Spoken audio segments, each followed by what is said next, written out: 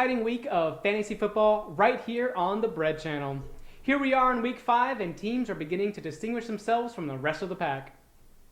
That's right, Tom. Landon, Maddie, and myself have all been established as the teams to beat, while Caleb and Santi continue to get blown out.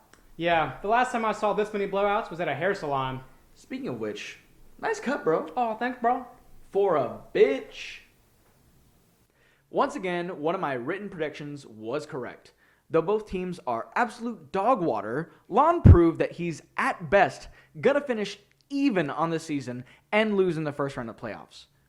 Wait a minute, what am I even saying? There's no way that Lon even makes it to the playoffs. I wouldn't be surprised if Tom bought you around because you just raised his chances at losing in the first round too. Winner, Tom. Just when you thought Santi couldn't get any worse, he did. I'm honestly running out of ideas on how to talk shit about how bad his team is. You know that feeling you get when you see a person eat food that fell on the ground? That's what you get when you look at his team. This is now the third week in a row Santi has lost by at least 59 points. Personally, I'd throw in the towel, but that's just me. You do you, man. Oh, and before I forget, I still need your league dues. Winner, Miguel. We're just as tired of saying it as you are of hearing it, but Landon won another close matchup after a ridiculous Monday Night Miracle I'm sure had Raul asking himself why he even plays this bullshit game. I don't know what was more impressive in this matchup. The fact that Raul choked a 20-point lead, or the fact that there were 8 QBs on the waivers who would have won him the game. But he went with Sam Darnold. Oof.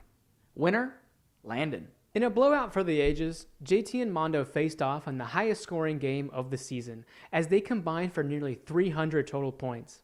Mondo was asking all the right questions in this matchup, and in the end, JT just couldn't keep up. Coming off the highest individual score of the season, Mondo's team is fully torqued and ready for the long haul. Meanwhile, JT continues to play this season on hard mode, rolling into this week with 2 kickers, 2 empty bench spots, and without a care in the world. What a guy. Winner, Mondo. Caleb, what an absolute shit show. You lost to Will by 60 and left Mike Williams on his bench with 32 points. Caleb, when will you learn? At this point, I think it's time for you to wreak havoc on the league and trade all of your wide receivers for cheap. It's not colluding if you strategically distribute all of your players evenly. I call dibs on DK. Winner, Will. I know deep down Brandon is feeling more heartbroken than me when his immaculate comeback fell short by a Justin Tucker field goal. I didn't think Lamar had a 40 bomb in him against the Colts D, but damn, that must have been a stressful and ultimately disappointing night. Well, I feel you, Brandon. The heartbroken part, not the losing part. Winner, Maddie. Week after week, Lon's team disappoints. The majority of his bench is hurt, and he has to start the likes of Jalen Reagor and Brandon Cooks. Can his flex whip up a winning recipe with a big fat eagle egg? It would be nearly impossible to do worse, but where there's a Lon, there's a way to disappoint us even more. Although losing Russell Wilson is a huge blow to JT and my Seahawks' chances of making it to playoffs, I truly believe that his team is a little less shittier than Lon's. Prediction, JT.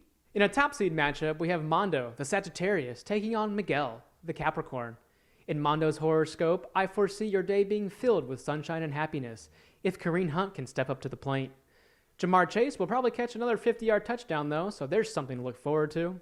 As for Miguel, your fortune cookie says, how about another fortune? Lucky numbers, 49, 32, and 43. Prediction, Mondo. What else is there to say about the bass? He's slippery when wet, he's always going to tug on your line, and by golly, does he swim upstream. This week is much like any other during the mating cycle of the fantasy rapid bass. The male FRB steadily swims upstream to reach the mating grounds every football Sunday, and by Monday night, he enters the dens of his surrounding predators and fertilizes them with an acidic, boba-shaped ass whooping. But that shouldn't worry Will too much. His team is already covered with shit. Prediction, Landon. The hits just keep on coming for Caleb this year as he's coming off a week where he traded 2 top receivers just to park Barkley in his IR slot. Thanks for that, by the way. Caleb is now sliding into week 6 on the tail end of his second 2-game losing streak of the season. His team has by far the most points scored against, and I don't expect that to change this week as he now faces off against a 4-1 Matty. I'm not a weatherman, but the forecast in the Kirkpatrick household this weekend is cloudy with a 90% chance of fucked vibes. Prediction, Matty. By a lot. As someone with as many wins this season as both Raul and Tom combined, I'm having a trouble coming up with a reason to give a shit about who wins this matchup. Tom's team is marginally less trash after his trade with Caleb, but I'm not convinced that Jefferson and Connor will be enough to overcome Tom's innate shit luck and total lack of fantasy football knowledge. Prediction, Raul. In a matchup born on a highway, since most accidents happen there, we have Santi take on Brandon. Both teams are more desperate than Housewives for a win. Santi's season is basically on the line, while Brandon's bench is riddled with injuries.